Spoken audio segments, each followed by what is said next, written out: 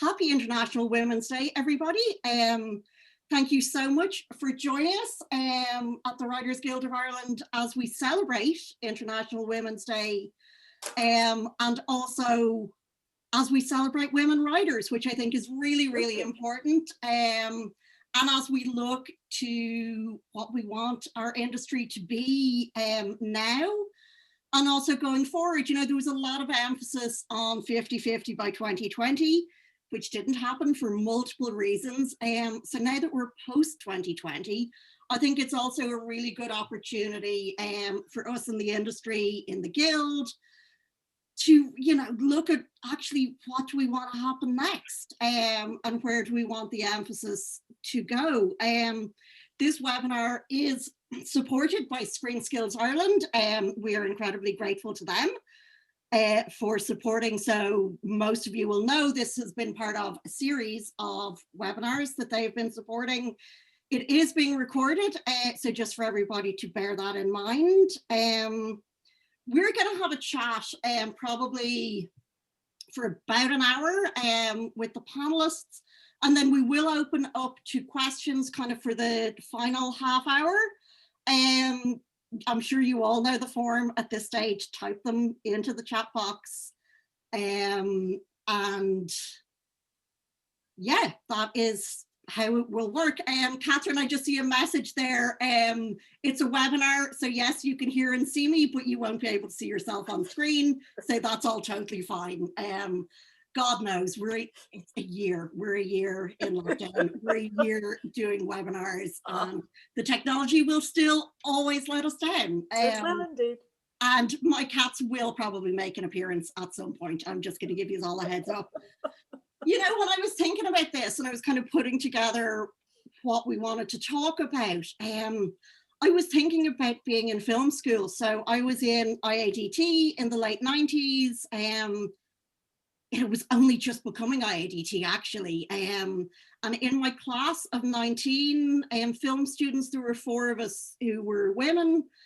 And the amazing Anne O'Leary, who actually I think doesn't get enough credit in this industry at all, for shaping the careers of so many people in the film and television industry, took the 4 of us aside in first year and said, and kind of said, and I'm paraphrasing, but you know, girls, you're gonna have to band together.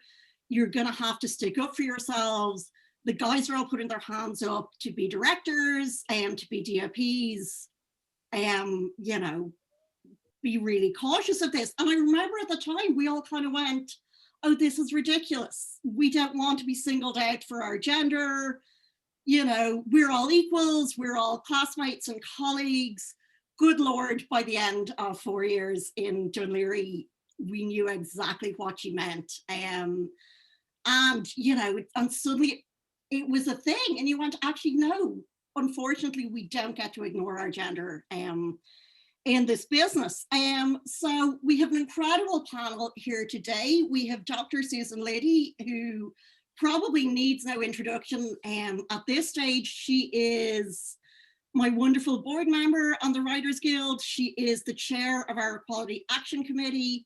She is also the chair of Women in Film and Television Ireland. And probably one of Ireland's most preeminent researchers when it comes to gender inequality in the film and television industry.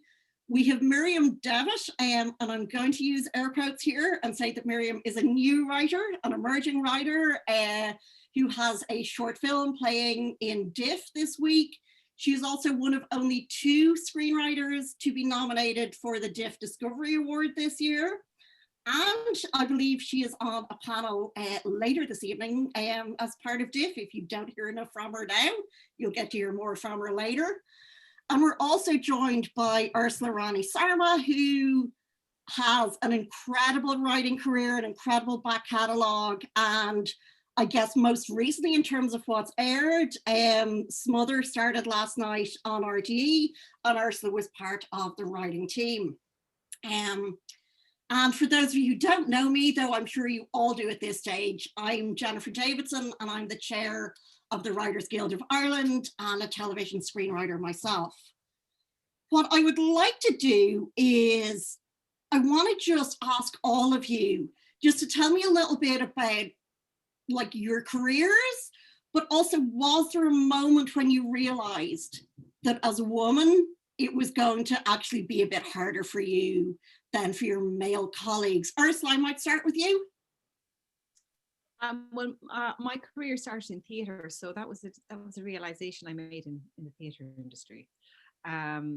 When I started writing and directing theatre when I was in university, so that was my entry into the profession of writing and the script writing.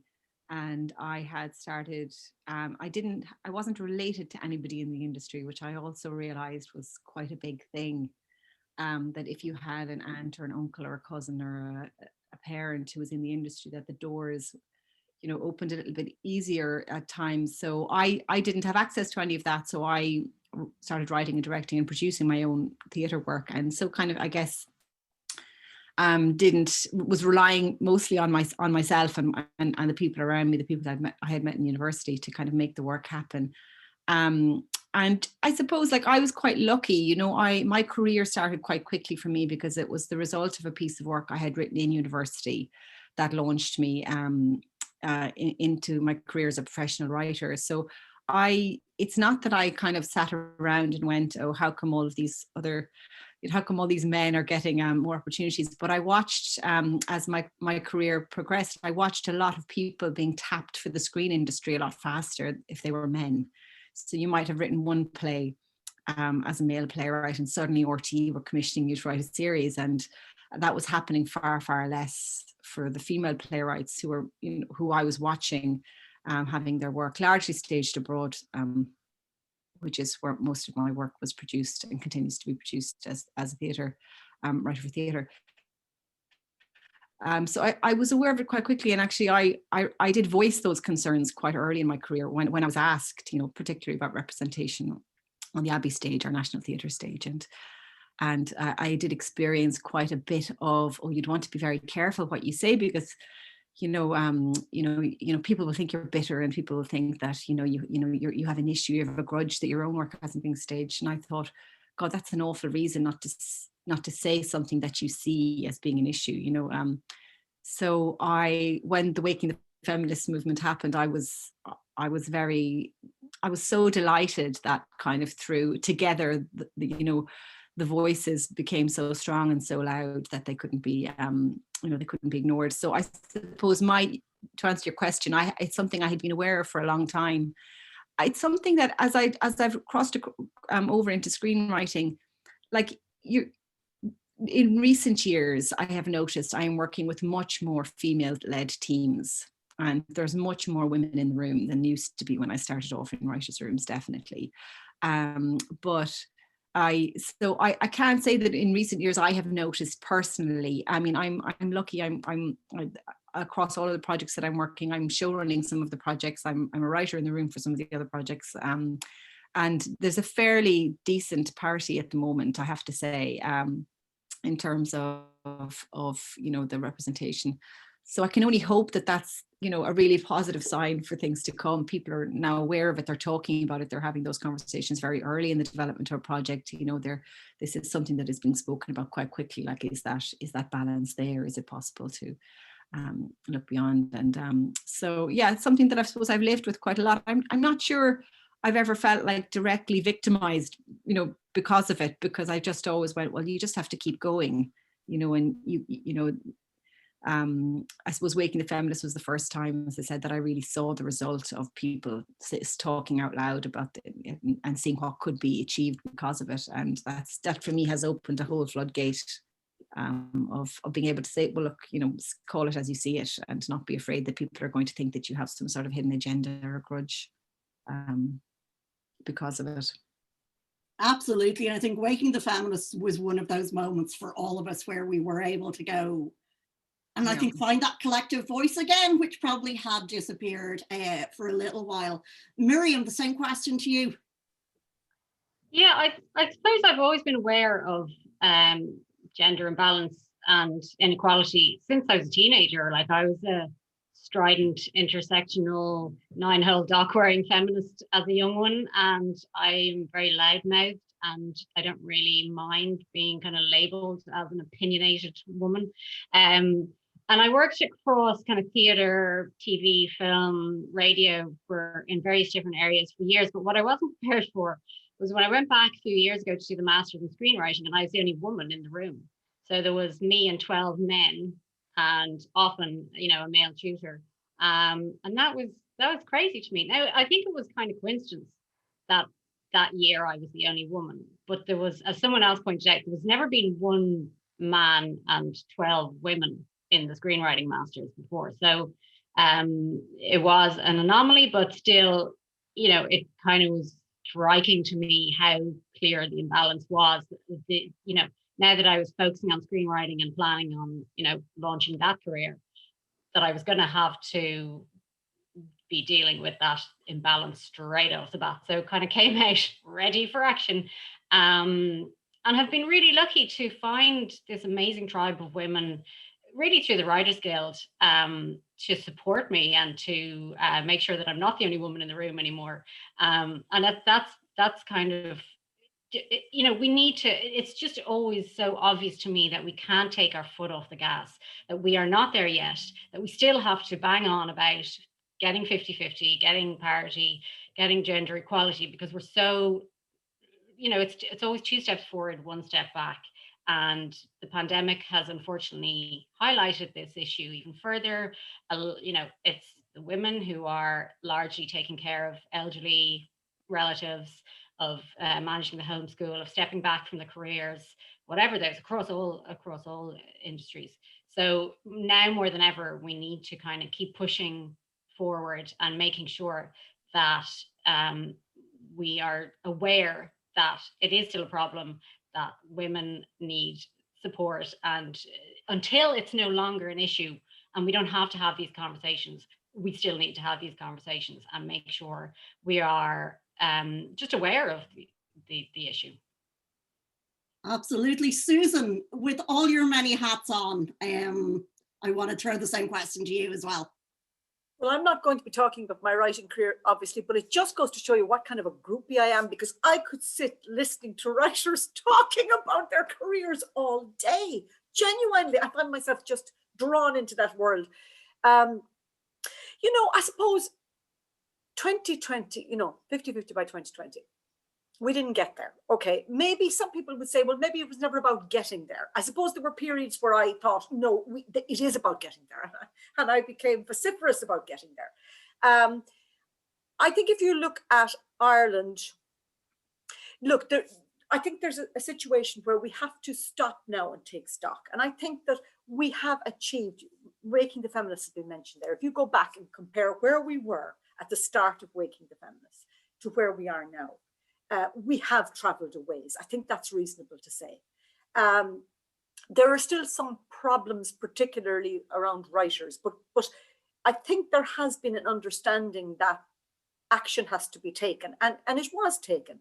Now, I might say that enough has happened, or there's plenty more to that we need to see before we really kind of feel we're behind women writers in the full way we can be. But things have changed a bit. I think there's a sense to, just from work I'm doing at the moment, there is a sense, I think, that those I've interviewed for another piece of work I'm doing are talking about it feeling different. Somehow there is this feeling that people are more open to talking about equality, that the expectation is it will happen, but there's still a little bit of danger around lip service. And it's kind of in a way tapping in, Miriam, to what you were saying there about taking your foot off the gas.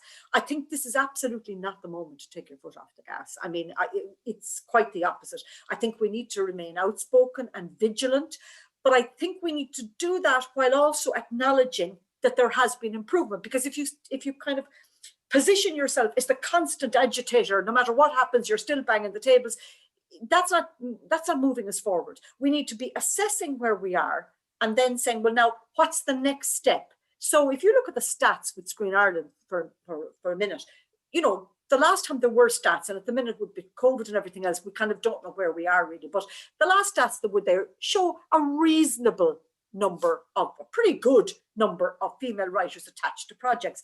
But again, you take a moment to say that's great, and then you have to look at the bigger picture. So there'd be a number of things concerning me, and I suppose the creation of a career for writers is something that concerns me. I mean, I'm a little bit worried about, I'll shut up now because I'd be very curious to hear what you guys think. I'm a little concerned about the piecemeal nature, of it, getting, maybe being accepted onto a scheme perhaps, or getting funding, and there being nowhere to go after that.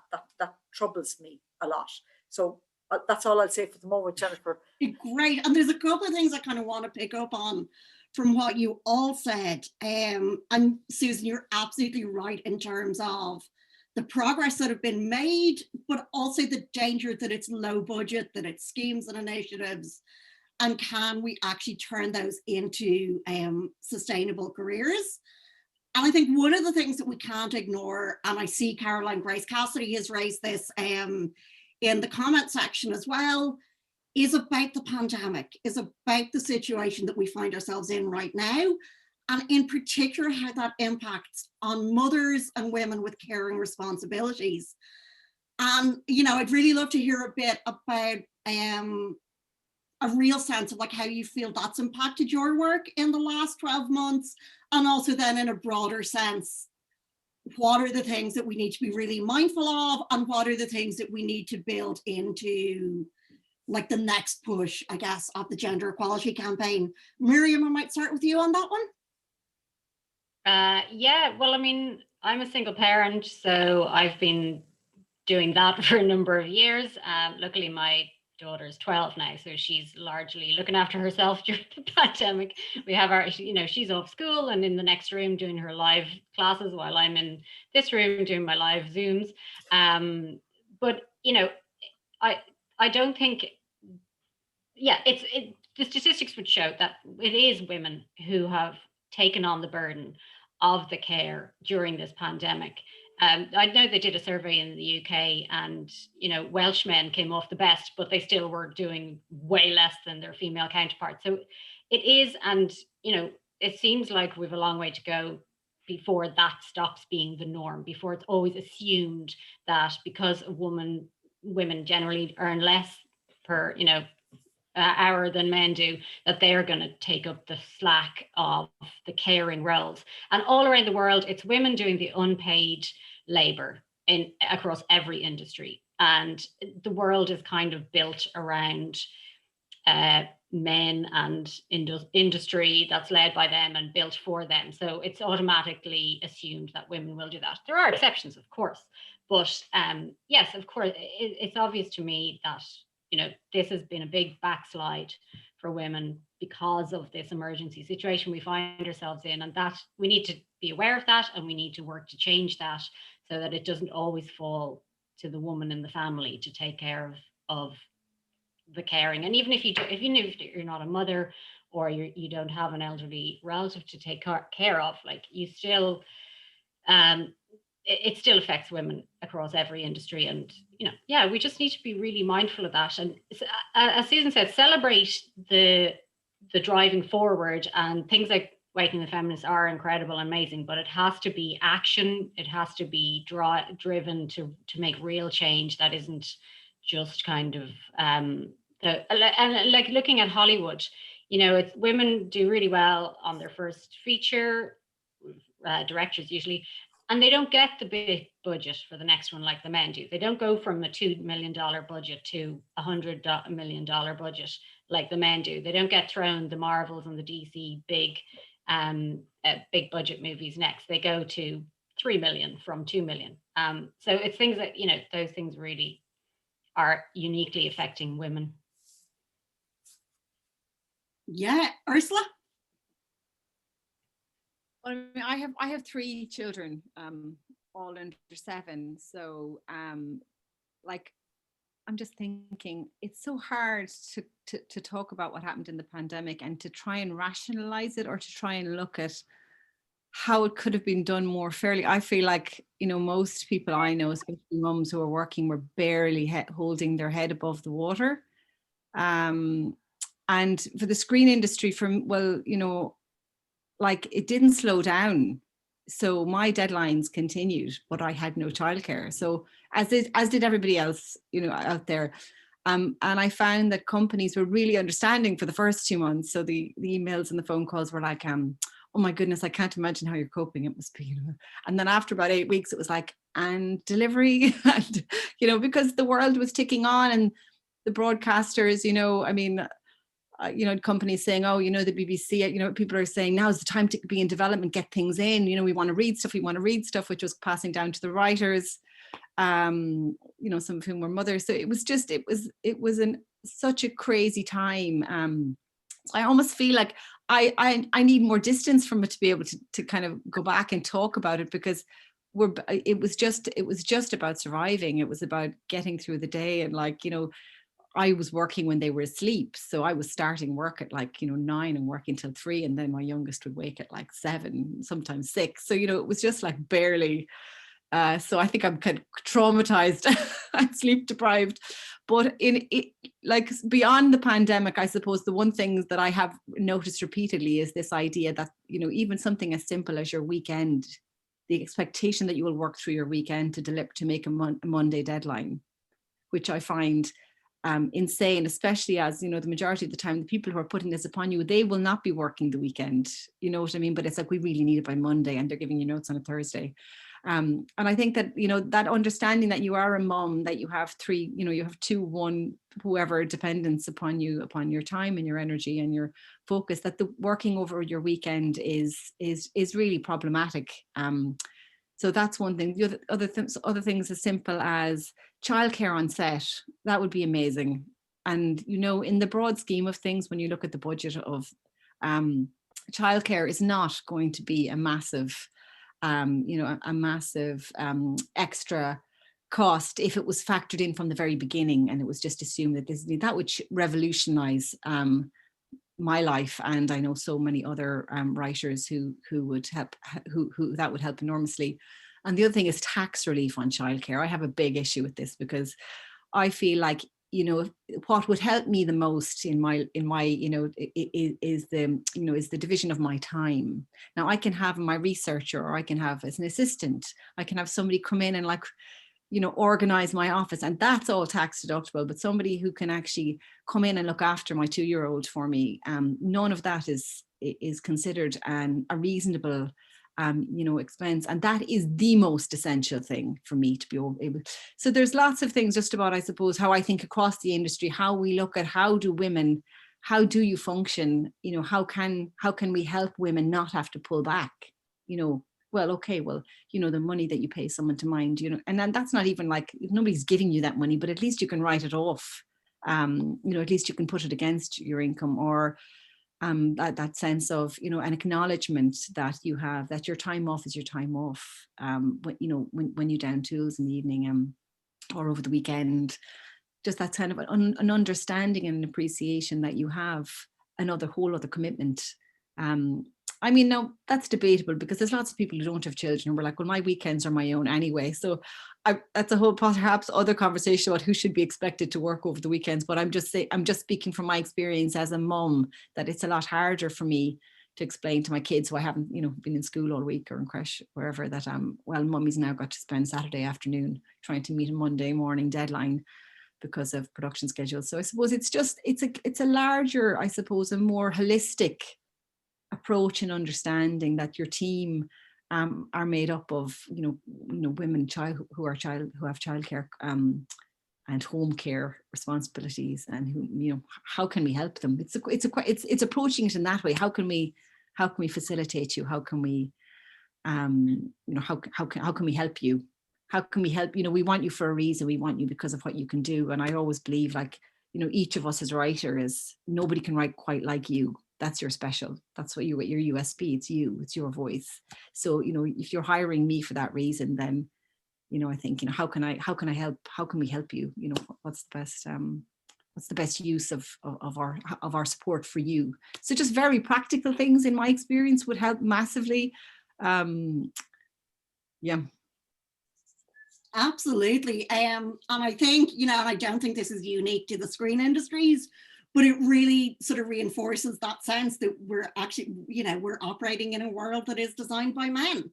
And, you know, those things like childcare and working weekends, you know, aren't so much of a problem when you have a wife at home who can do those things. And I think, you know, they're really quite small steps in themselves, but that, you know, they would make such a difference and make it easier, I think, for more women to not just participate in the industry, because I think there are a lot of women in the industry, but to actually progress, and to, you know, take more responsibility and take more leadership, which kind of brings me on to the next thing I wanted to talk about. And both Susan and Miriam kind of touched on this, but in terms of sustainability of careers. And I think we all know, and particularly in television, it's quite difficult to earn an income purely from writing for film or television in Ireland. And you really do, you know, you come to a stage in your career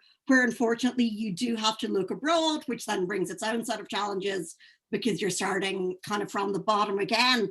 Ursula, obviously you are working in the UK a lot, and you're working as a showrunner.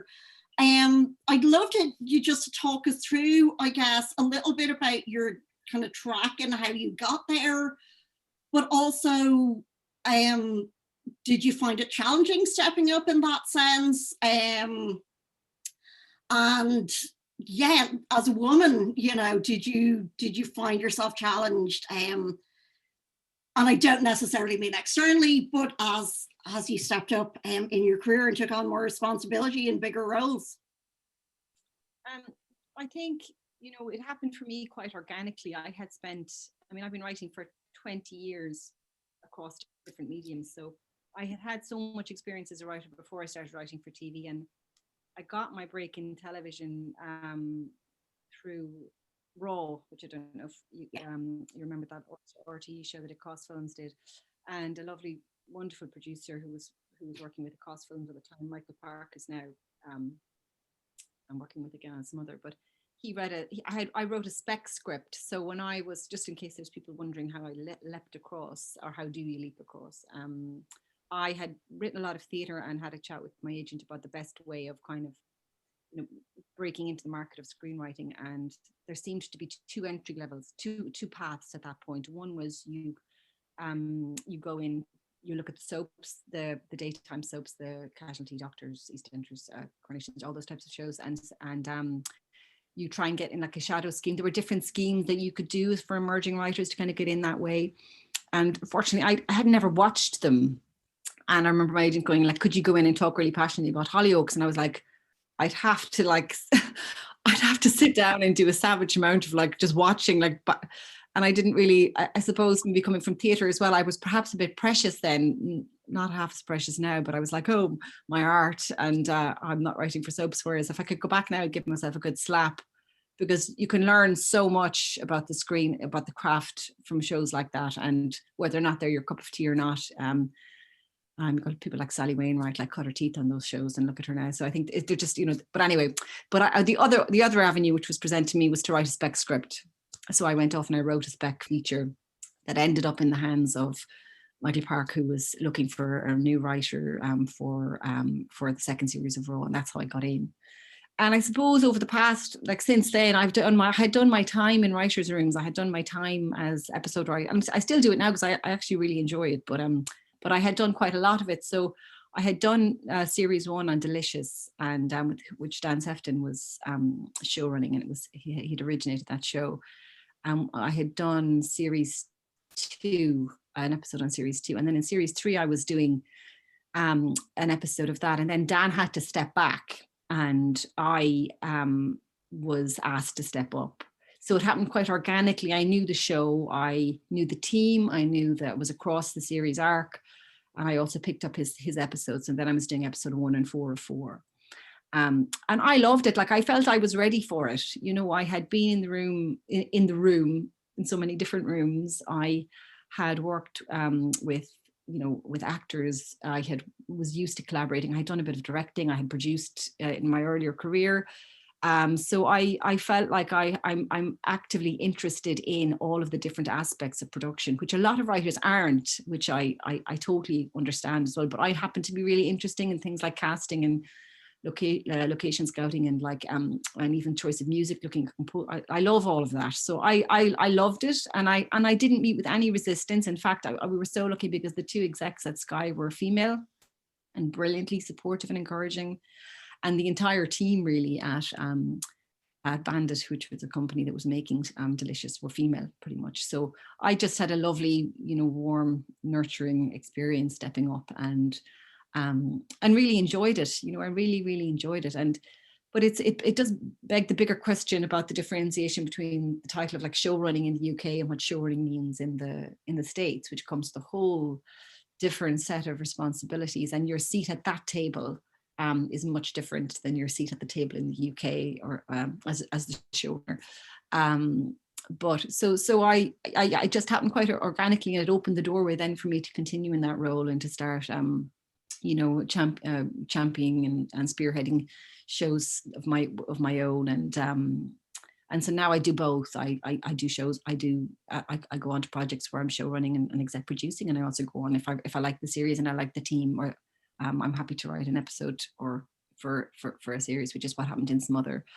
Michael came to me and asked me to write an episode into that show. So it just depends on your participation. But working abroad, you see, I don't know if it's being mixed race, but like I've never felt like I either belong or don't belong anywhere. Like, so it was a natural thing for me to go. I went there because that was where people accepted me the fastest. So I had generated my own work here, writing, directing, producing, and then the UK, because I'd gone to Edinburgh Festival with a play that I had written, directed, and produced, and I got spotted by a scout from my agency, and I got the BBC spotted me, and so I was kind of pulled across there quite early in my career. And I suppose because of that, then it seems very natural to me to work across both, and I have spent the last 2 decades working for companies in both. But it never, I don't see it as a bad thing. And the way that the pandemic has affected our industry, I think it's going to be more and more possible for writers located anywhere to write into shows in the States or in the UK. And I think it's actually leveled the playing field a little bit geographically, which is exciting. That you're not going to get asked, oh, you have to be in London for a writer's room for 3 weeks. There's a good chance that actually your writer's room might be on Zoom or so I think it's much more doable for a writer based in rural Ireland to reach out to a company in the UK or whoever and say, I'm really interested and I love that show, or get their agent to do it if they have one. So I think that might level things a bit, but certainly wouldn't see it as a bad thing. The opportunity to work abroad is brilliant in my ability. It opens up so much of your canvas becomes so much bigger so quickly, and the types of projects that people come to you for that you can. So I think it's a brilliant thing, Absolutely. And I think you're right. One of the benefits of the pandemic is that working online, that, even these kind of events, I think our geographical borders, it's much easier to cross them. And I think it's going to be really interesting, I think, to see how this changes how we work going forward. Miriam, I want to sort of throw a similar question to you. So you're, I hate saying starting out, but you're at an earlier stage in your career. You've got your own series in development at the moment, but you're still juggling, right? And you're still sort of wearing many hats and doing many things to sustain yourself as a writer. What's that like? It's busy. Like I still have, the side hustle day job. I have deadlines coming out my ears, and I work 7 days a week. Like I take a lot of Sunday off to hang out with my daughter and see friends for a walk or whatever we do these days. But it's just relentless, and it's trying to, since I went back to college in 2016, and doing a master's while working is crazy busy, and it hasn't stopped since then. So it's just constant kind of juggle. But it's like, okay, I just need to do this for a few years, as to get my name out there, to let people know, hi, I'm a screenwriter now, and to, you know, get the producers on board and get the funders and the broadcasters to know who I am. And it's playing a long game. And I do think it helps coming into it a bit older. Like, I couldn't have done this straight out of college. I was a big idiot in my 20s. I didn't know what the hell I wanted to do or what I was trying to say about anything. So it's that kind of thing. If you want something done, ask a busy person. I just have to be so regimented. I live the most boring life. All I do is work. And so, like, in a weird sense, the pandemic hasn't changed my life that much because I didn't do anything fun anyway. I'm exaggerating, obviously, but like, it's just head down, drive forward, and, you know, hopefully the balance will come. And I'm really lucky to have producers that I'm working with who understand that, who don't pile the pressure on. They're like, hit your deadlines, do this better, but like also don't like collapse and die of stress.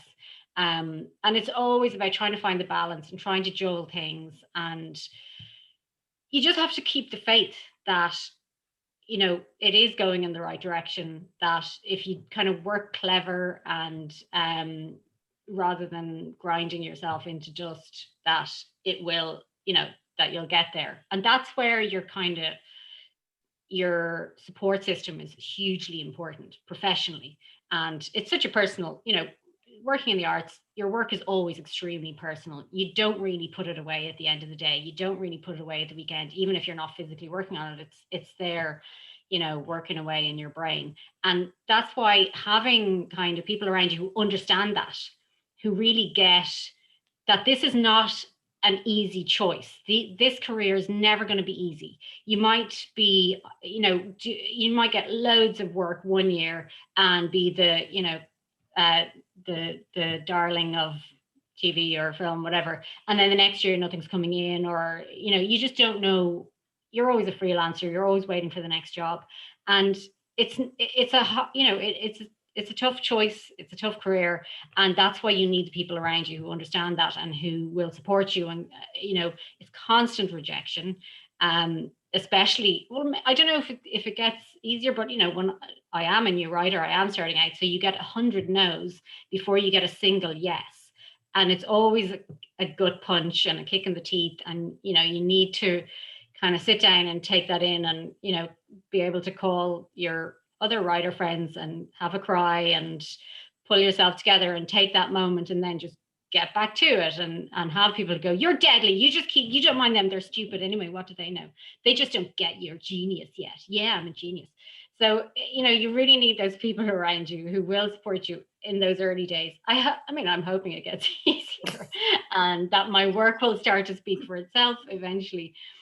I can't remember your question, but yeah. You've absolutely covered it. And actually, you've brought me on to the next thing I want to talk about, which is, I mean, yeah, there's so much rejection that we face just as a natural part of this as a career.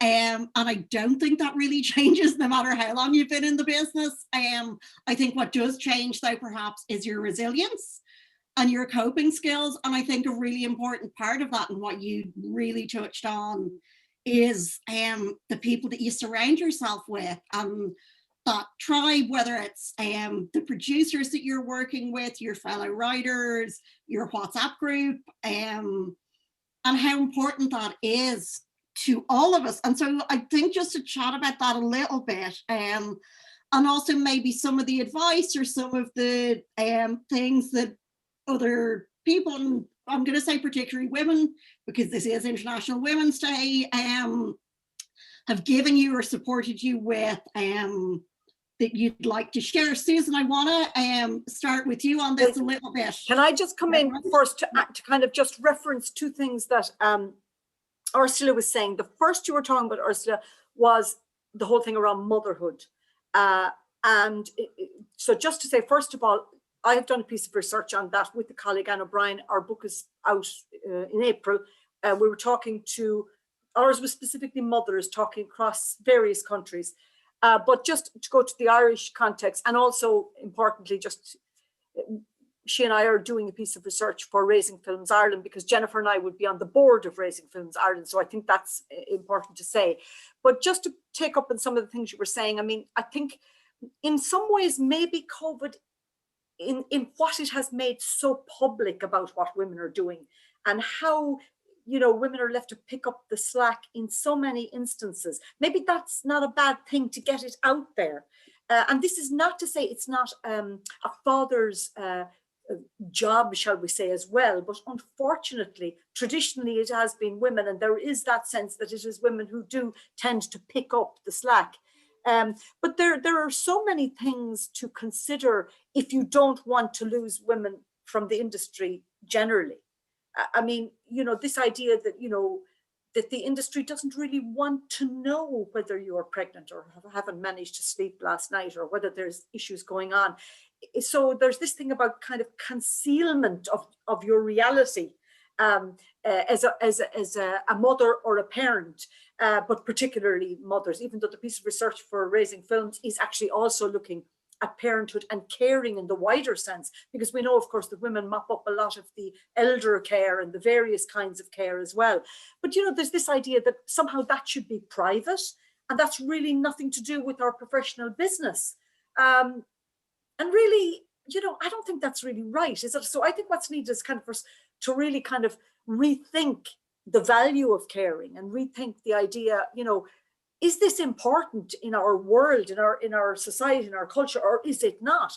But at least let's not go around pretending that, you know, that the world of professional lives is somehow a polished world where none of that seeps through. You know, life is messy and this stuff does seep through.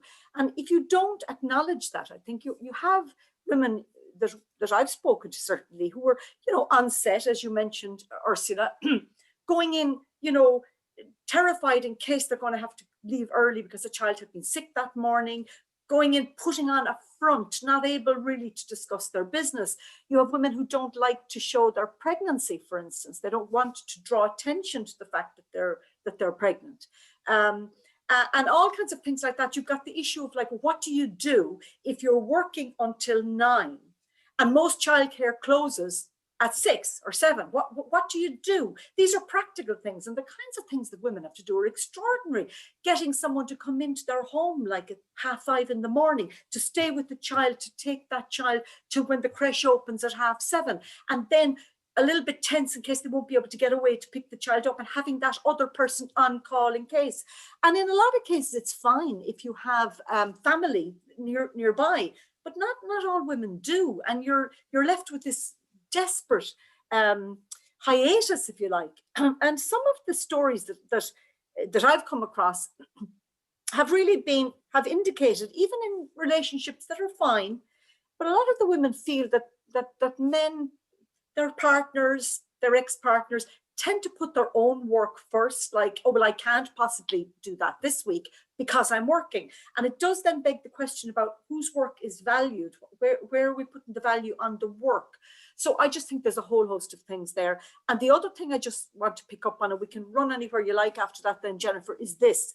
You mentioned Sally Wainwright and all of that, and I think that we really need to have a conversation around the extent to which our broadcasters could be doing more drama, giving more opportunities to female writers. And within that, the fact that such a large number of women write for Fair City.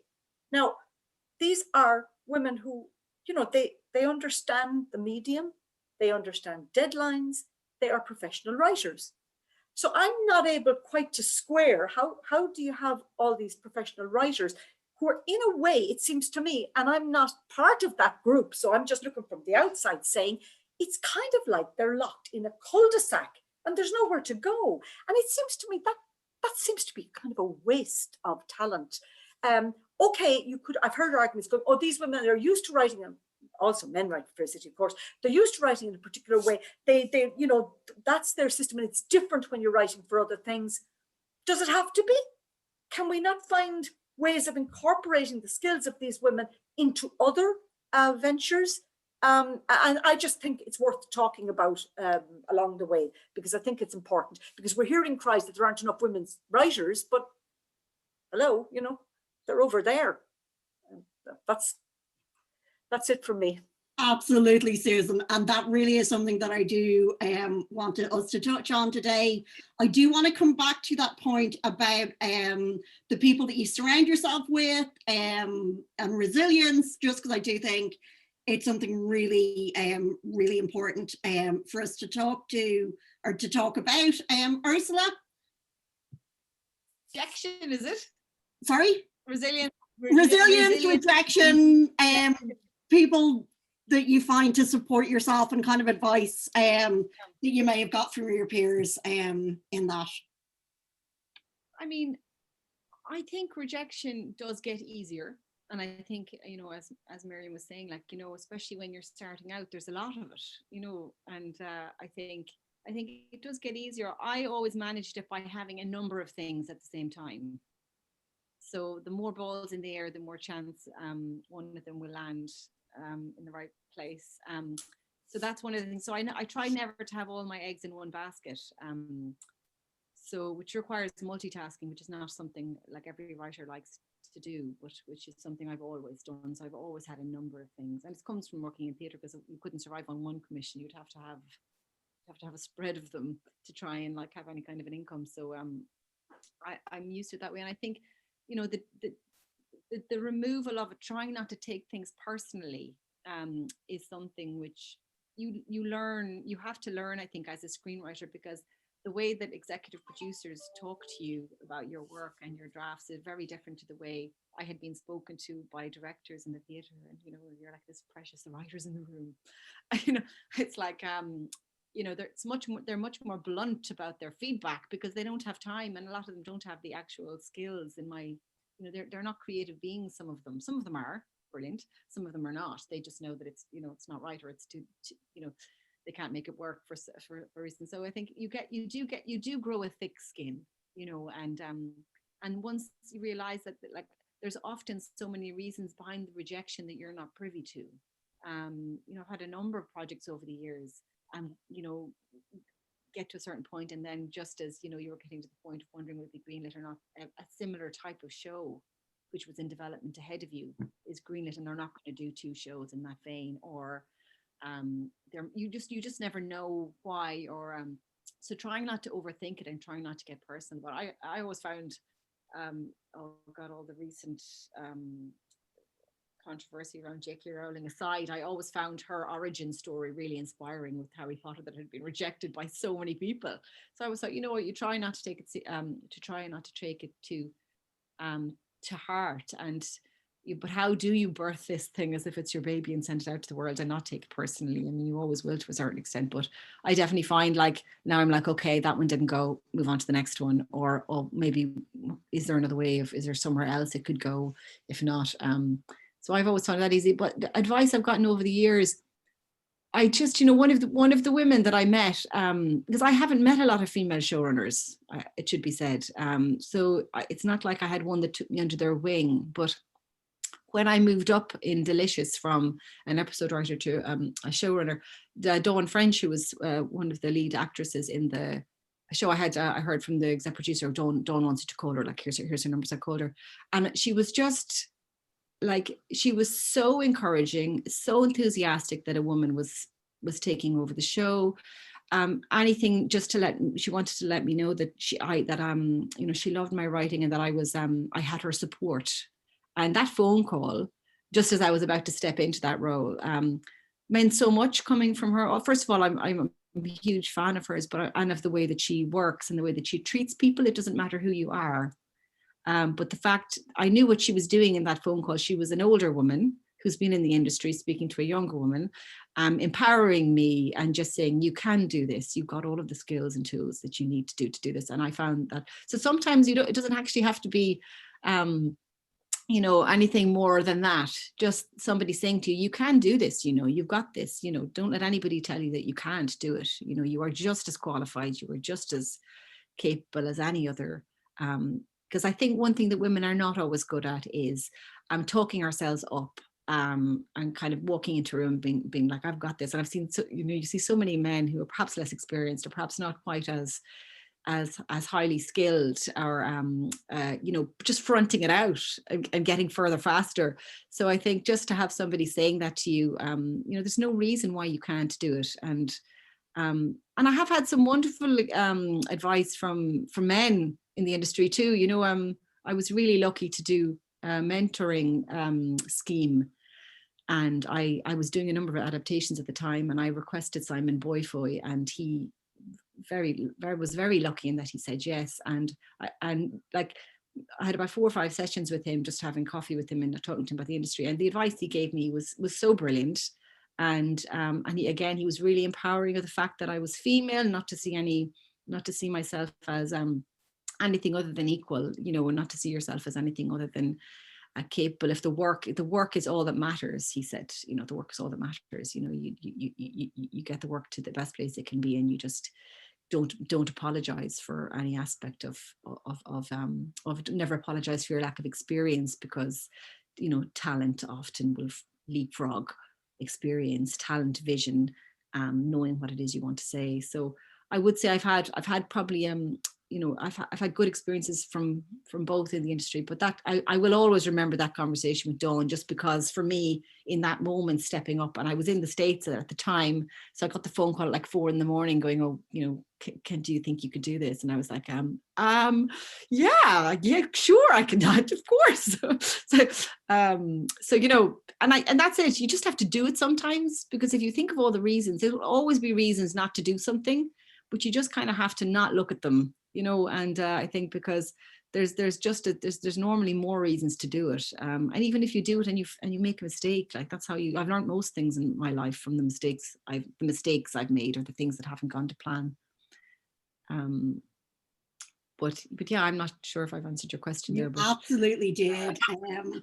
And you also kind of bringing us quite neatly to what I want to talk about is whether there's a space to fail in the industry. And Susan, I do want to come back to what you were talking about as well, about soap writers, and you know, hands up, I write for Fair City. I am one of those women. I know there was a letter that a lot of UK female writers wrote, an open letter a couple of years ago, and really in answer to that question of where are the women? And they were literally going, we're here, we're working in soap, we're working in children's TV, we're not getting those bigger breaks, we're not getting to progress onto the more primetime high-end shows. And then when the industry goes, there are no women, you know, they're perhaps just not looking closely enough. And I think it's a situation that's magnified here because there are fewer primetime shows, and there are also fewer kind of long runners for people to work on. So you write on a show for Fair City, there isn't a really clear path of, you know, there's no casualty to go to. You know, those shows like Raw and The Clinic don't really exist anymore. So it's a different landscape, but it is certainly something that I think, and we've talked about this with Screen Ireland quite a lot, about how can they use that talent and that experience and not just dismiss it because it's a particular kind of writing.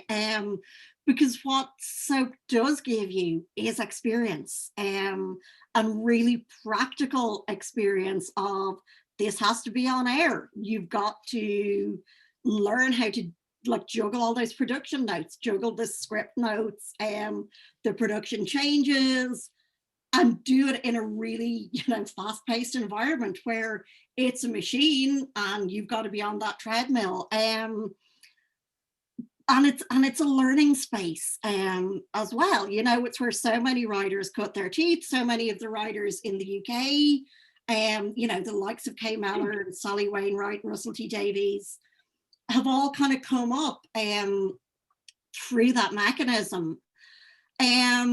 So yeah, I suppose what I want to talk about then, and kind of with that, you know, as a context, is where do we find that space to fail for writers, where, like, what should we be looking at? And I suppose I'm thinking as well in terms of the Guild and where should we be lobbying? What questions should we be asking Screen Ireland and the broadcasters in that space? Susan, I might throw this one to you first.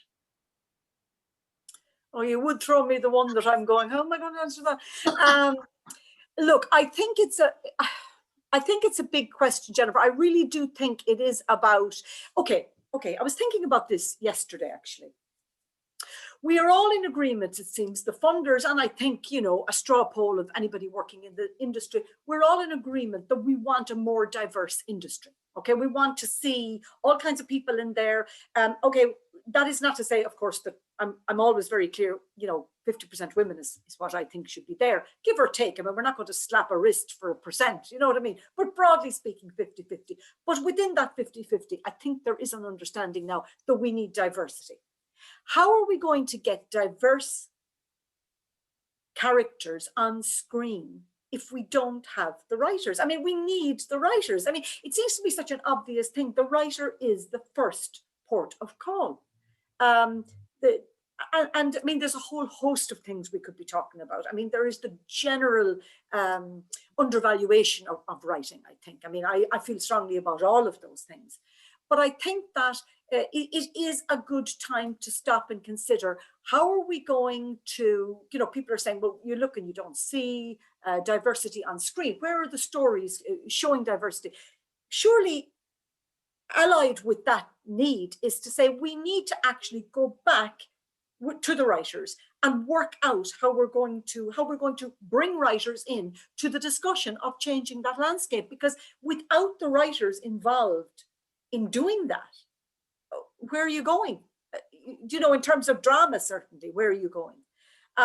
So I think we need to keep the conversation going. I think we need to acknowledge, like if you take film, for example, there are lots of short screenwriters coming through now that are female.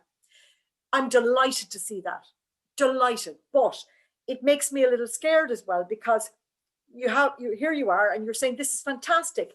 If we were all back here together in 5 years' time, I wonder where would those, and I know you're saying, Miriam, quite rightly, it's a long game. And I totally support that it is a long game and that you need resilience. But even for the long game, you need a path. You need to know it's taking you somewhere. And therefore, I think we all of us need to talk about joining the dots. These various things that are happening are all good, but it's kind of if they could all remain in little separate compartments. So I think it's about a conversation between a number of the guilds and the funders and so on about how are we going to join the dots together? Because I think writers have a fundamental role to play in that. Absolutely. And I think, you know, the central place that actually we should occupy in the industry isn't always clear enough, I think, to other people and to the funders, and it can get overlooked. And I think the more that we can, assert ourselves as the heart of the industry and the voice of the industry, the better. Miriam, what are your experiences in this? I suppose what I noticed starting out was there's very few writer-led schemes. So everything requires a producer, and most things are the director's voice. And obviously you don't get anything made without a producer, but there's nowhere really, with the exception of one or two schemes, where I, as a writer alone, can apply for development funding. And I understand the funders are saying, well, you need to be pitching to producers and you need to have them on board so you can drive your project. But what if I need to develop the project a little bit more before it's ready to be pitched to a producer? And you are on the back foot as a writer starting out to just bang on the door and try and get producers and a director attached to your project. And that can be intimidating when you don't know any. And if you can't just email a producer and be like, hi, I graduated 5 minutes ago, do you want to read my stuff? And they've got a massive pile of projects that they're actually working on and in development with, so they don't have time for that kind of thing. How I met the producers I'm working with now was through the Writers Guild, Producers Guild, speed dating, which was an incredible day where I just sat down with 12 different production companies and went, hi, blah, blah, blah, and convinced them to work with me. But like without a scheme like that, like I would still be kind of rattling around on my own, writing away into the void. So while I understand how the system works and how producers need to be finding funding, I think that that could be addressed. There could be more writer-led funding. Also, the problem is Ireland is teeny tiny and we have a very small pot of funding available for the film industry.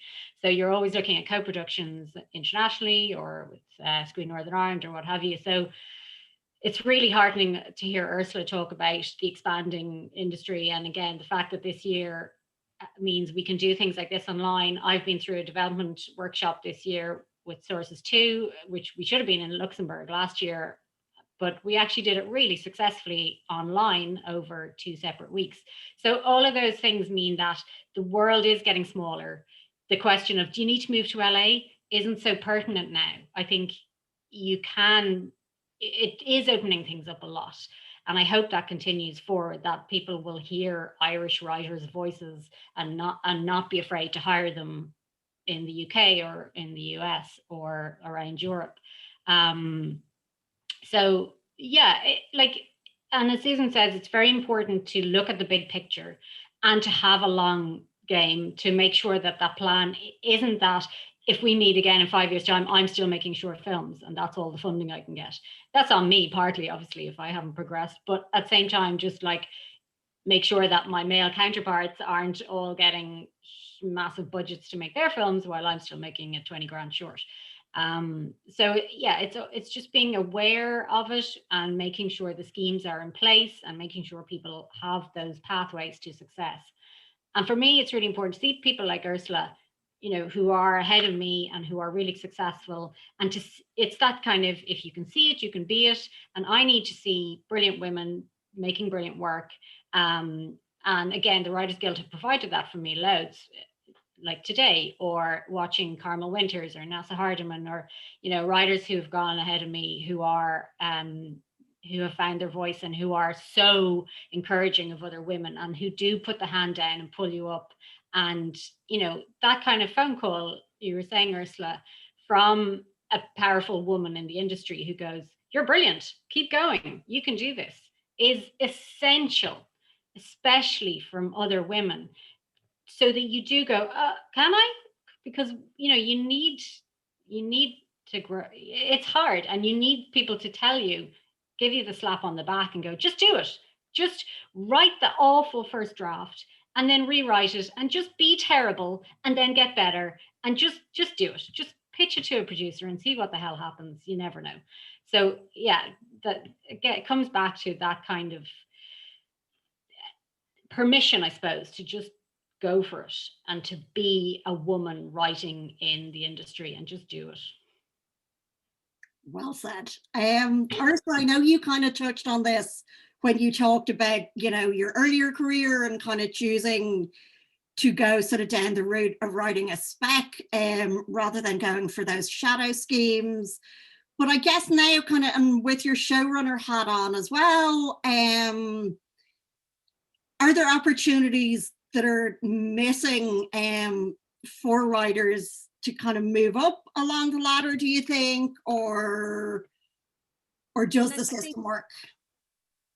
I think, I mean, I did a bit of writing on Red Rock when it was on. Oh yeah. It was in the early days, and I think, I mean, I wasn't living in Ireland, but I think that they made some pretty good attempts to have training schemes. Did they? I mean, maybe Susan knows. They did, yeah. Yeah, and that, I feel like that model is really useful because it's like writing to the schedule of TV is something that, you know, I mean, I ran an MA in script writing at Bath Spa University for 10 years. And I know a fair bit about like how it's taught. And really there's things you can't teach. One of the things you just can't teach is how that scheduling works. What is it like? What are those? And I think mentoring schemes, bringing writers in on shows. Now it can be a bit of a headache. Like I can see why it's not done very often, because you've got someone in the room you've got another person in the room, you have your script editor who's already overwhelmed, is now looking at a script that will never get aired, but that you're giving someone an opportunity to write. But even if there could be one person attached to each new show that's coming out of RTE or you know, Virgin, or any of the TGK, or any of the Irish broadcasters that are commissioning new drama, like, have one place for a writer who can just shadow and just watch. Because I think I learned, I never studied it, so I learned on my feet, and I can see the value of both. But you learn so much when you're in those rooms and you're seeing how it works, and even the dynamic of a room, and how you perform and how you speak, and it can be quite overwhelming, and you're afraid, because it is about throwing things out, and some of them get knocked over, some of them are laughed at, some of them are taken and run with, so it just depends. But so I think those type of shadow schemes are brilliant if you can get them.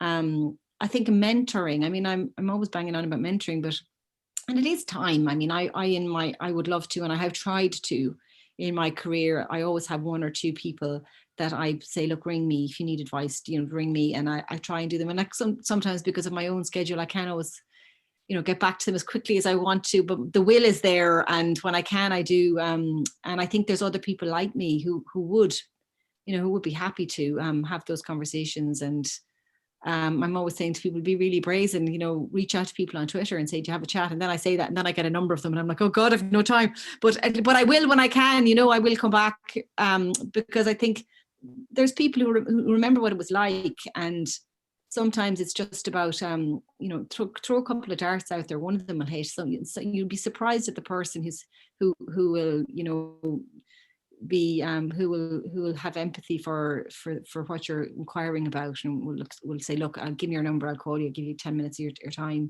But mentoring schemes, if there was an official thing over here in some of the areas that you've outlined, women, diversity.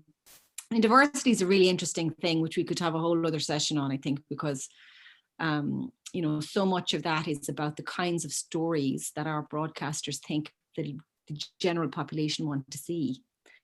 And what are those kind of stories? What are diverse stories, and what kind of stories can feature diverse people? And then how do we not make the stereotypical stories that you're expecting to see, or issue led, or how do you leapfrog that and just have diverse people in stories as opposed to diverse stories?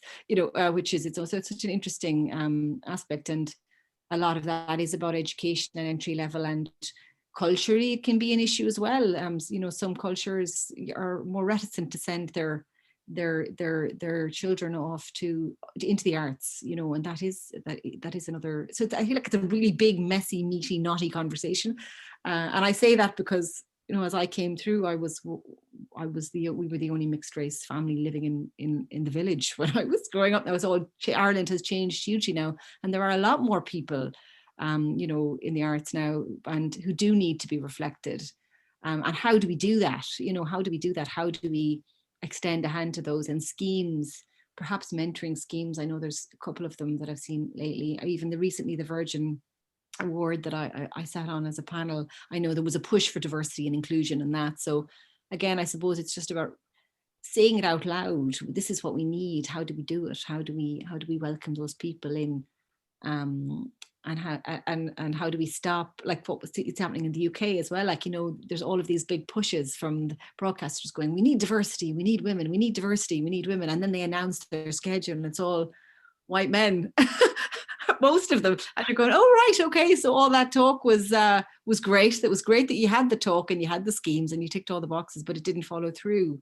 And why is that? Why are there, I've had so many things that I've overheard or have been said to me, I come here about the kind of stories that women can tell, or that women tell well. And well, what did I hear? What, that women writers lack the rhetoric muscle, someone said to me once. I still don't know what that means. That's quite disturbed. But like just that idea that there are stories that men tell well, and there are stories that women tell well, and the women's stories live over here, and the men's stories live over there, and the diverse stories live over there. It's just like, it's all a big melting pot. We can all do anything. I don't feel like there's any story I couldn't tell if I do the right research and have the right level of interest. And I think I'm ranting now. Sorry. No, you're not. That's absolutely spot on. And I think there really is something in, you know, what's deemed a good story, what's deemed art, you know, and where different stories fit into the schedules as well. And yeah, I mean, there's a whole bigger conversation to be had around there. I want to ask just one or two more things before we go to Q&A and some of the questions from the audience. Miriam, you've touched on a little bit your experience with some of the Writers Guild schemes, and we're obviously looking at our schemes again for this year and the kind of things we're going to do and adapting them to being online. I wonder if you'd be okay with just chatting a little bit about your experiences on some of those schemes. I know that's where we first met, was doing a pitching training course, and just kind of the benefit that those have had to your career over the last couple of years. Yeah, when I left college, my friend Mia Gallagher, who's a novelist, her advice was join the Writers Guild. And that's probably the single best bit of advice I've had since becoming a grown-up screenwriter. I've been a member of Equity for years, so I know the value of having a union behind you when you're a freelancer, to have that support and protection. And straight off, I did that course with Jen, with Sibylla Kurtz, which was pitching your project. And that was a one-pager I had for this idea for a crime drama, which is now, 4 years later, finally in development. So that wouldn't have got further than a one-pager if I hadn't done that course, and that was Writers Guild BAI. I've worked with Ailish Kent again on a comedy drama I'm working on. She was incredible. That was through the Writers Guild BAI. I've worked with Dee Roycroft, an amazing woman. I've worked with, that Producers Guild, Writers Guild Day. That was just one of the best days of pushing my career forward, because I met 3 different production companies two that I'm in development with now, and one that I'm kind of still talking to. And lots of days like the meet the broadcasters, meet the funders, meet the agents, and then meeting my peers, the other writers who are working in Ireland today and who are now my support network, and the energy you get from being in a room with a group of writers who are, some are at your level, some are more experienced, and the support of, you spend a lot of time in your head, you spend a lot of time on your own, you don't know if you're, is this worth anything? What am I doing? Why am I doing it? And then you spend a day with other writers and you're so energized and pumped, and you see a plan of action, and you see other people living it and doing it and working as screenwriters. And that's invaluable. That you cannot put a price on that, or that's driven me forward, and that's helped me to get where I am today. And I can't thank the Writers Guild enough. Like things like David Kavanagh looking over contracts and, that kind of support, where I would never have had the sort of, what's the word? The confidence to go and negotiate a contract without the help of someone who knows what they're talking about, because I don't. And just the fact that there's always institution behind you going, we got your back, to go and text someone or ring someone and go, is this normal? Like, what should I be doing with this situation here? To get that kind of advice from a guild is just incredible. So yeah, I've benefited hugely. And anytime there's like anything offered, I'm love Suez. Cleena Russell must be sick of me. I'm the first email in, I'd say. They're like, oh, does anyone want to do this day? I'm like, yeah, I do.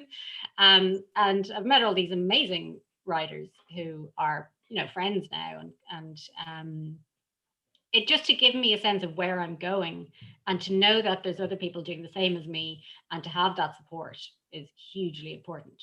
So I've had a lot of positives from the Guild. That's really great to hear, because obviously we put, a lot of thought and a lot of effort into, what and at the end of the day, Susan comes in and just basically goes, you're all deadly. And we go, yeah, woman, yeah. And it's just get bigged up. And she Get does pumped. that so well. I know, she's the best pumper of people. Susan, anything you want to add on that? No, I think that's probably the best ad for the Guild one could have. I almost think she's going to send us a bill later. I know. But you know, I do think everything is true around that, though, because you know it could be such a lonely occupation, couldn't it? And you're always, I think, well, from what I've picked up through research over the years, you know, people second guessing themselves, you know, half not, you know, wondering, is it something they're doing wrong? What's happening with somebody else? A lot of all that is dissipated when you're engaging with other people's experience, I think. And, you know, yes, maybe there's a confidence element. I suppose this old thing is it women's confidence or what? And I mean, I think it may be a little bit confidence in the sense that when you're looking at an industry that you don't see that many, you know, women in, that you don't see that many women have come through in the past now, particularly, that it could say that maybe would dent your personal confidence because you don't have confidence in the system. But actually, I think when you're engaging with such a supportive guild as the Writers Guild is, I think it really strengthens your resolve and points the way. And I don't think confidence is an issue then at all. And also you're getting information about various schemes, the way it works in the industry and so on.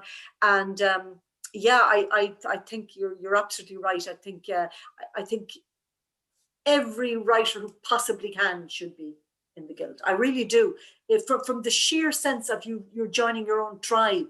And it's that solidarity, I think, is worth anything. Now, there's another public service broadcast for you, Jennifer. No, but it is so important. And I think absolutely, because we work in isolation so much, you know, the collective voice of the Guild can't be underestimated. And I mean, yes, partly for lobbying and, you know, tackling those big issues, but also for support and mentorship and training and, you know, all those, you know, the soft skills as well, I think is really important. So I suppose kind of the final question I want to ask you all before we go to questions, and people in the audience, if you want to just type your questions into the chat box, we'll get to them, is what advice would you have loved to have got starting out? Or what advice would you give to a newer female writer now? Ursula, I might start with you. I suppose my advice is always just do it, because don't wait for somebody to give you permission to do it. And I don't know if that's because of how I started out. I started out just making them happen, like making the shows happen. And I think now, you know, even with my students that I've had over the years, I have found the ones who progressed the fastest are the ones who immediately upon graduation made a short or you know, put on a low budget play, because then they were no longer then trying to sell themselves and what they can do. They were just showing people, this is what I do. And I think it's the fastest way to show people in the industry what you have to offer.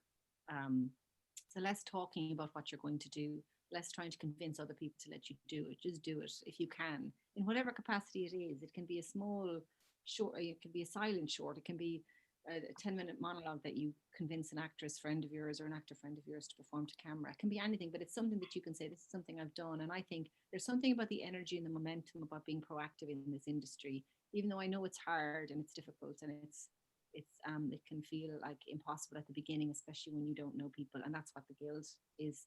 The Guild or these sessions or schemes are so good at, because you can find your tribe, other people who are at a similar stage who are willing to kind of all pull in and help you. But I think that's probably the most useful thing that I could say, is to just do it and just believe that you have as much of a right for your voice to be heard as anybody else, regardless of gender or ethnicity. Like, you have a seat at the table and you don't have to wait to be invited to that table, because you could be waiting a while. Yes, absolutely. Miriam. In those files, you know. Yes, definitely. Miriam? Yeah, same thing. I mean, just find the people who will support you. I have poor Jennifer Davidson plagued with daily texts probably. Is this okay? Is that okay? But you need those people who will go, you're good, get better, keep working. Don't take no for an answer. You're going to get a bunch of no's. You're not going to get the love from everyone, but that's okay. You don't need it. Keep going. And to just find a way to make it a job. So it's bum to seat, fingers to keyboard, and just do it. Grind it out. Grind out a horrible first draft, but it's there, and you can edit it, and you can show it to your friends. Well, your friends in the industry, not your mum. It's lovely to hear. But like, I two of my pals from college, we started a writing group so that we can, share work with each other, and that's been really helpful and supportive. Yeah, so I'm just repeating what Ursula said. Find your tribe and become, learn to take notes is a really important skill. Take a minute to gather your thoughts when you feel you've been terribly noted by some harsh producer, and then take the notes and work on it and make it better. And find a way to just get your confidence up and just do it. Just do it. Susan? I just have this, I know it's come up already, but I think this is just so important.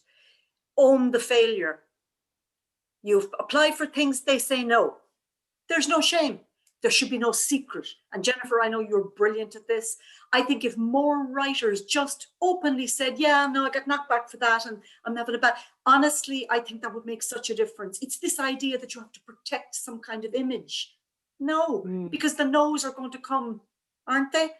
In an avalanche, and the yes perhaps in a drip, So where's the there is no shame, there is nothing to hide. The failure is a companion with the success, isn't it? The two and it's not failure, and I think that's something we need to remember as well. Rejection, whatever word you want to use. Failure, and the more we can normalize talking about rejection, and make it just part of the business, so that it doesn't feel personal, I think it's better for everybody. Yep. Absolutely.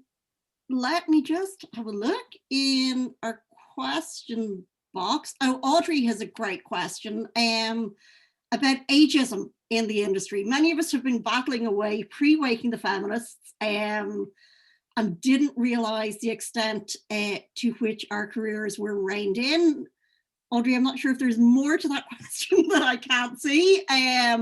But yeah, who wants to talk about ageism and being an older woman in the industry, and how that can affect us, or how we can navigate around that? Well, I'll say something from a different perspective. I mean, obviously, this is something that anybody who knows me knows that I feel very strongly about this. It is WIFT is going to have a number of events throughout the year, because we're campaigning around this thing throughout the year. Again, it's kind of like you have to name it in order to look at it, in order to kind of investigate it. And up to this point, there have been so many things that we were pursuing and trying to fix that kind of, older women in the industry was just kind of just women in the industry. But obviously, over a certain age, there are further issues. There are issues to do with that are part of a society that does, discriminate against older people. I think that's true in a broader way. But obviously it's nuanced, particularly in the industry. So it's a question of where we're starting off with WIFT, our coffee meeting this, I think it's Tuesday. I think it's tomorrow. I'm confused even what day it is, but I think it's tomorrow. We're opening up by asking people to come and talk to us about their experiences. I'm suspecting that some of those will be, if you've stepped out, making it very difficult to step in. I'm sure there'll be a lot of things around not being able to quite pinpoint why you got a no, and feeling, that in some way you weren't the next big thing, or that there's this perception. I mean, again and again I say this, but when people are looking for new voices, that is what it should be: new voices, not young voices. And sometimes the two are conflated, I think. So I think that I think we should, it's kind of like saying, how can we bring everybody in? The diversity we spoke about earlier, this is certainly an issue, and it cannot even begin to be tackled until we start talking about it and realizing it's there, and not being sort of a little bit embarrassed to talk about it, because then does that mean that we're of a certain age? And you know, it's really a culture of concealment, isn't it? Because everyone is trying to get through the best way they can. And sometimes people don't like to say, well, I'm having problems with, because, you know, I've got young children, or I'm having problems because I'm over 50, or I'm having, do you know what I mean? And unfortunately, we can't do anything about it until we start talking together. Just by the way, the same as until we all started talking about the problems for women in the industry. The idea was you went around and you just bought into the popular narrative, which was, if you're good enough, you'll do well. If you're not good enough, you won't. And so all of that was kept inside. Well, I mustn't be good enough because I'm not doing well, until it's exploded. So I think we need to be exploding all of these things and asking the hard questions. And I think it's only then that we'll come through and find some answers. I think that's a really brilliant answer to that, Susan. Miriam, Ursula, have you anything you want to add on that? Just what Susan was saying about kind of the idea of a meritocracy is absolute bullshit. Like, all the white men can't have all the talent and capacity in the world. It's just not statistically possible. So shining a light on that, and you know, I'm an emerging new writer, whatever you want to call it, and I'm not a baby anymore. So the idea that new writers are 24, and a lot of them are, and good for them, but I'm a different generation to those young writers coming up, but I'm still at the same level as them in terms of where I stand in the screen industry. So it's reframing what a new writer looks like, or what an emerging writer looks like. And that's not necessarily ageism, because I'm obviously like haven't turned invisible just yet in the industry. But I was watching a lecture recently, and I can't remember her name because I'm an idiot with names, but this Italian director, her mother, or she's a screenwriter and director, her mother wrote The Bicycle Thieves, and I can't remember her name either because I'm an idiot, but she is 83, this Italian woman. She is so vibrant and so intelligent and so full of life. And to me, watching someone like her just talking about her upcoming project, that's what I need. I'm like, yeah, I got another 40 years to be working as a screenwriter, as a director. And she's no notion to be slowing down. And she's watched her mother's career. She, you know, as a child, she sat in the living room while her mother was surrounded by the DP and the editor in the living room as the kids wandered around and stuff. And she made it work. And that's what we need. We just need more visibility of women who are all ages doing the work and being recognized for their talents, regardless of their gender.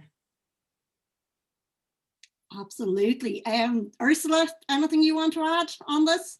I'm sorry, I lost my connection there for a minute, so I may have missed like a So we're still just talking about age and ageism in the industry. I mean, I think it's about what Susan's saying really, as well as what I caught before I got disconnected, was just the sense of having the conversation and acknowledging it, and I think that's the beginning of it. That's the beginning. It's the first step, because I've had a few conversations recently with producers talking about how this kind of unexpected audience, this older audience, which certain movies have really revealed.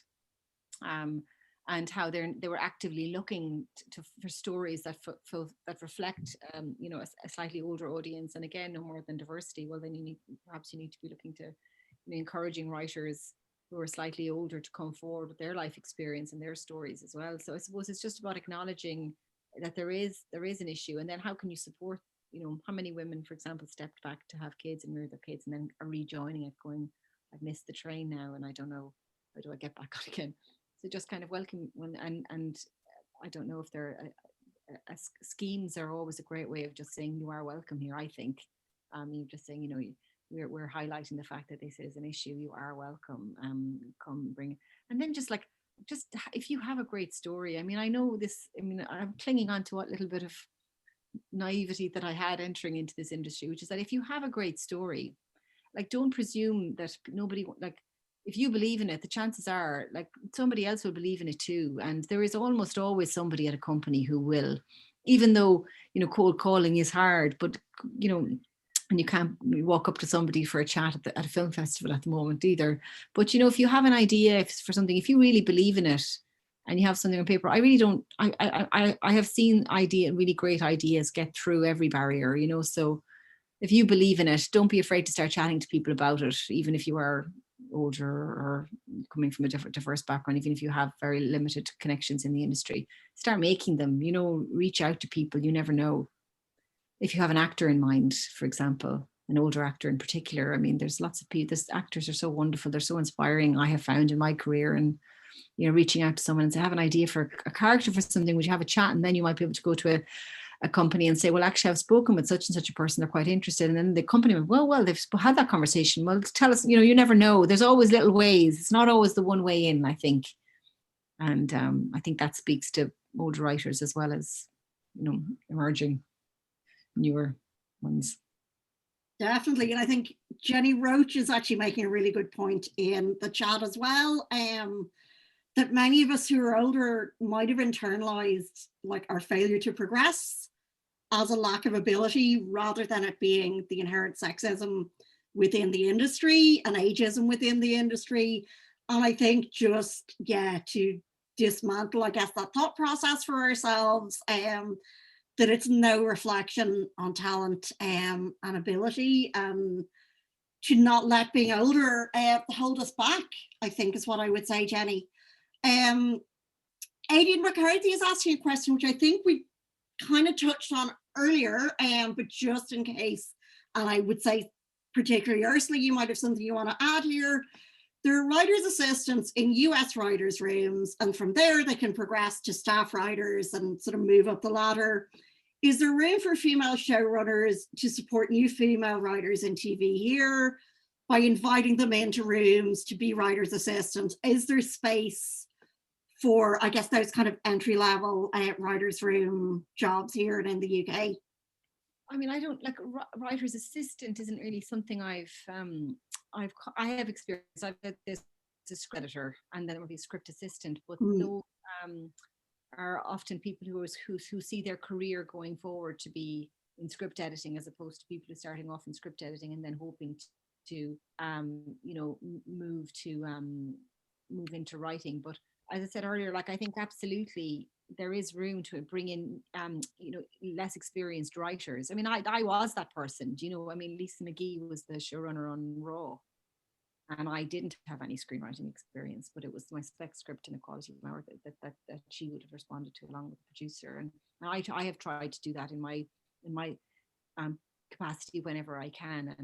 And absolutely, like, I think there is room for that. But I personally think the best way in, as I was saying, those shadow schemes. Like, I did one on Silent Witness, which was actually really useful, just to see how the machine of that show turns is. And I know a lot about dead bodies now that I wish I didn't know. But I think, like, you know, but just it's really, it was brilliant. It was just such a brilliant learning experience. And I think that if that could just become a thing that we did, there's a new show after being commissioned by RT, a new drama series, okay, and there's one place, and that, you know, even one place, one writer who isn't expected to write, to contribute a script, but is expected to be part of the writer's room and to write a shadow script. You know, let them shadow the person who's ever writing episode 4, episode 5, let them shadow it, let them have a crack at it, and carve out a little bit of time for the already overburdened script editor to have a chat, or for the lead writer or the showrunner to have a chat with them. I think that would be for me starting out, that would have been the thing that would have accelerated my career the fastest, because I would have I would have understood and gained such an understanding of how the machine works, and of what it's like to get those notes and how to apply them and how to try and apply them quickly, when to shut your mouth, when to speak up,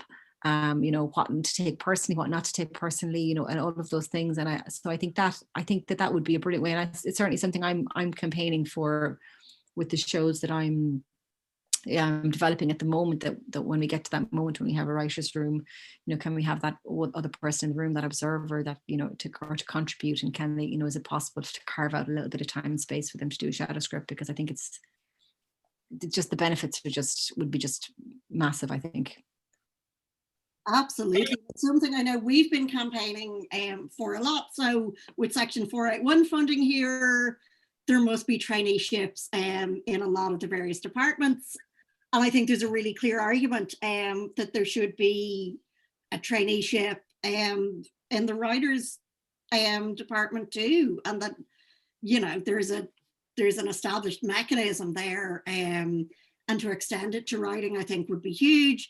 And we've seen that shadow schemes work brilliantly for the soaps. I mean, it's an incredible training ground. And so, yeah, to extend that into more high-end drama would be incredible. Mariana is asking, how does a bilingual speaker prove to the industry their credibility to write? And my instinct is, it's about your voice. It's about the heart of your story, rather than worrying about your language abilities. But I wonder, does anyone else have any thoughts on that, Miriam? Well, just recently been working with a lot of Europeans via sources too, and I know they're working in their own countries, but certainly they're all developing their projects through English and seem to have, well, they make me feel a bit stupid because they're all incredibly well spoken and eloquent, and they may have translators actually translating their script, but they're developing it through English. So they don't seem to find it to be a barrier, but I can understand if you're living in Ireland or the UK and English is not your first language, that it may be a problem, but I don't have any experience in that. I'm currently trying to develop something in Irish. That's my only input into, like, now I'm working with a Gaeilgeoir, so he takes the kind of heft of the Irish end of it, but the Irish language end. But yeah, I've no advice. Sorry, I don't know what that's like to try and work in a second language. Ursula, Susan, anything else you want to contribute on that one? I would just echo what you said. I mean, just show them that you can do it. Just write the script. You could be explaining to somebody till the cows come home that you can do it. So just write your spec script in whichever language you want to be taken seriously, and just show it to them. You know, I can do it. Then you're not trying to, you know, explain something theoretical. You're showing them that you can do it. I suppose my experience with teaching foreign students is that getting a handle on the different accents or dialogues within the Ireland or the UK, and they have to work a little bit harder so that all of their characters speaking in the language of English don't all sound like they're from the same place, when our ears are so finely tuned that we know if through the words they're using, if they're from Cork or Donegal or, you know, Manchester or, you know, or Devon. So I think that sometimes you will have to work a little bit harder to make sure that your characters have that individuality and that you know where they're all from within that country, if that country is not your own, the same way you would do if you were writing in your own language, I suppose. So that's just something that I've noticed at times, that there can be uniformity because of how you imagine, you know, people in that language speak. So just to do extra work to make sure your characters are distinctive and that you know where they're from. If that makes sense. Yeah, that's a really good point, actually.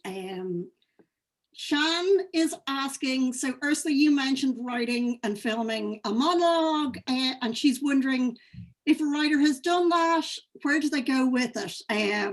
Who to show it to or share it? That step from having a small piece of new work, but yeah, being unsure about how to use that to then kind of further your career. I mean, it depends what you wanted to do. I always think be really clear on what do you want it to do?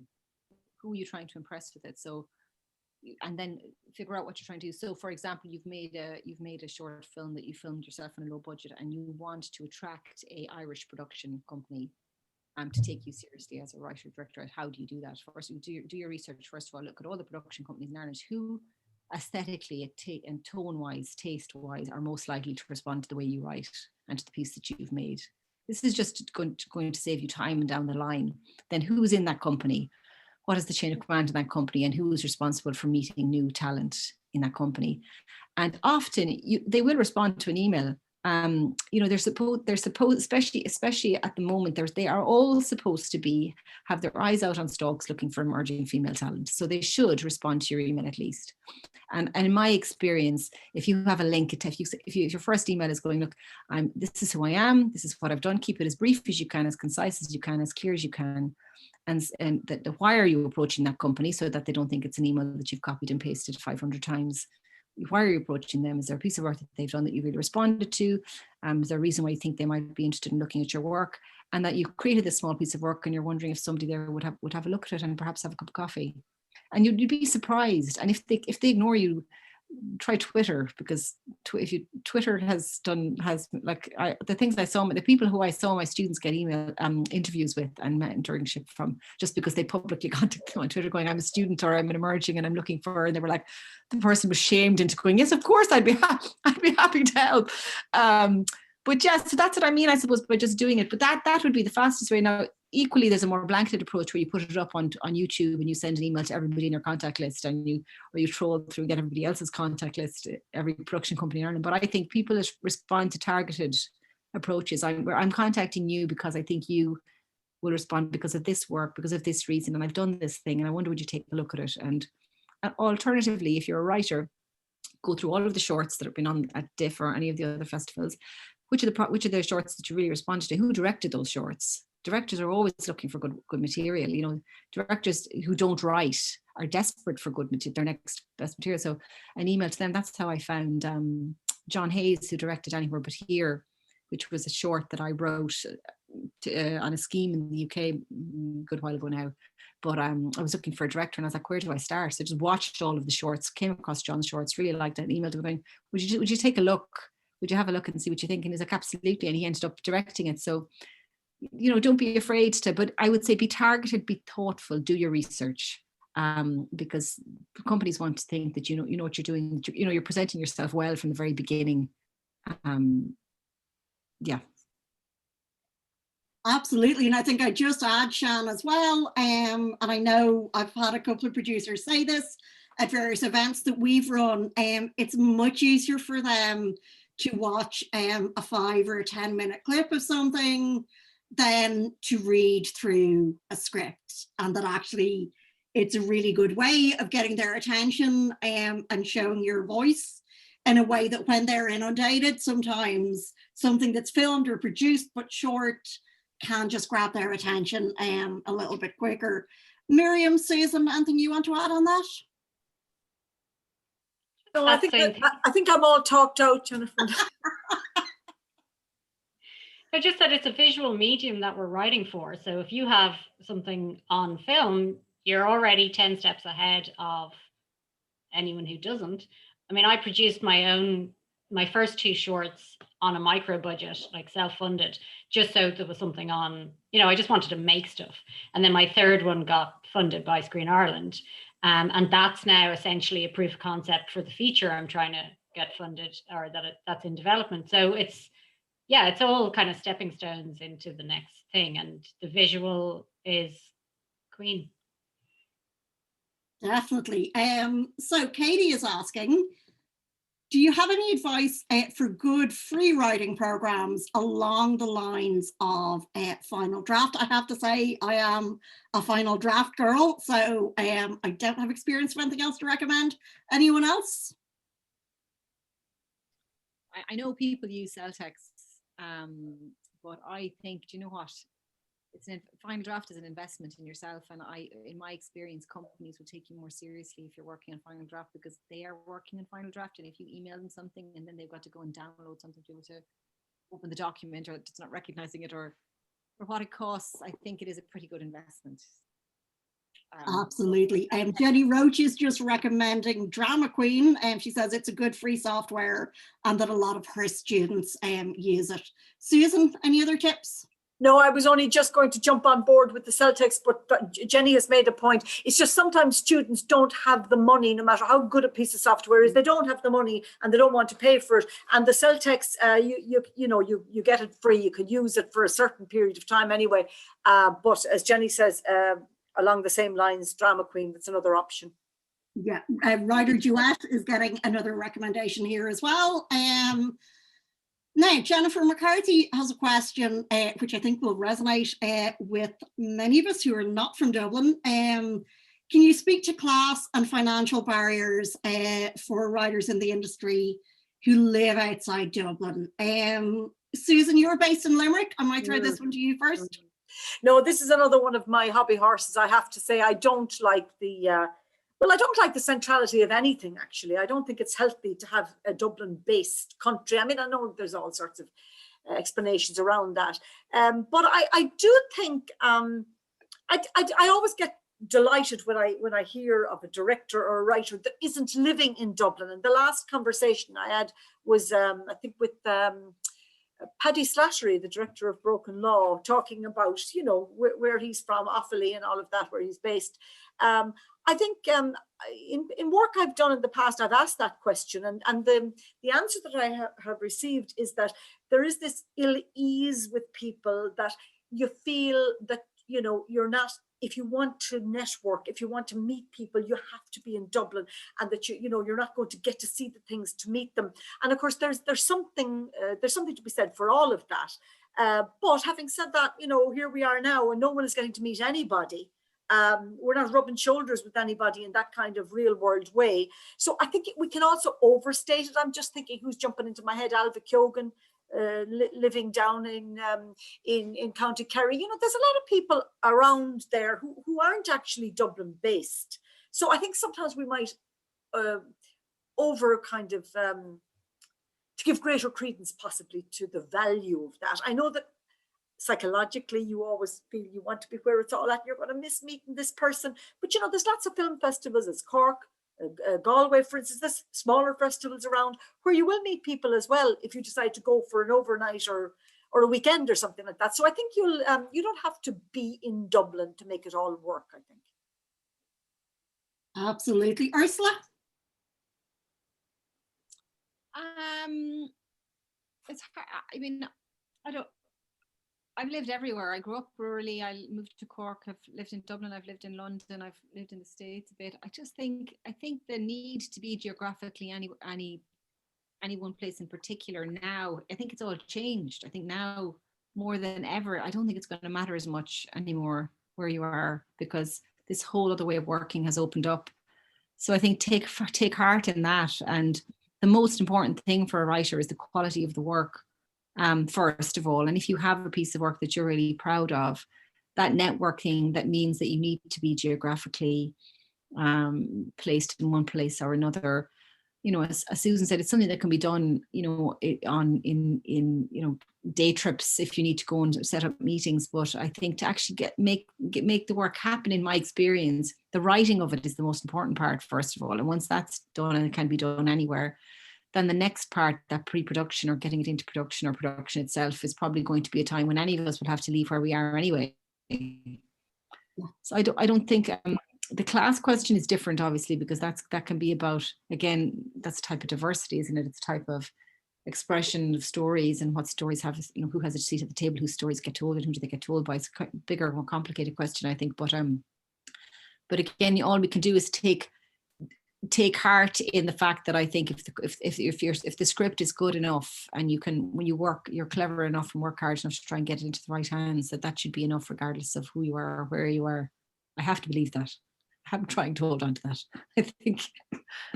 Absolutely. And I think, you know, class and diversity is going to become a huge part of the next kind of push in terms of equality in the industry. I think we're really going to see that broaden out. While gender equality is always going to be important, it's going to become much more intersectional. Miriam, our token dub on the panel. Yeah, I've nothing to say on the matter.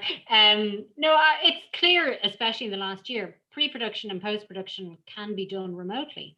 We did almost all our post-production during the pandemic and managed to get it into Cork on time.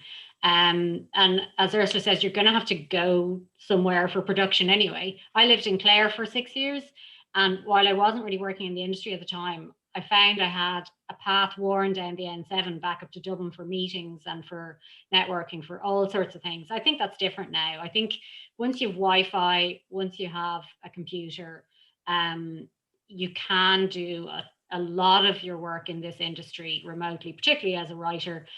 You know, we're all brilliant on the old Zooms now, and so things are definitely opening up, and I hope I can take advantage of that, getting work abroad as well, so that I don't have to travel, that I can do it all from Dublin or wherever I'm based. So yeah, I think the world is getting smaller, and hopefully people understand that this can be, I mean, even you hear people in LA saying, I'm never crossing the city again, or crossing spending 2 hours on the motorway to get to a meeting in Burbank when I can just do it on a Zoom.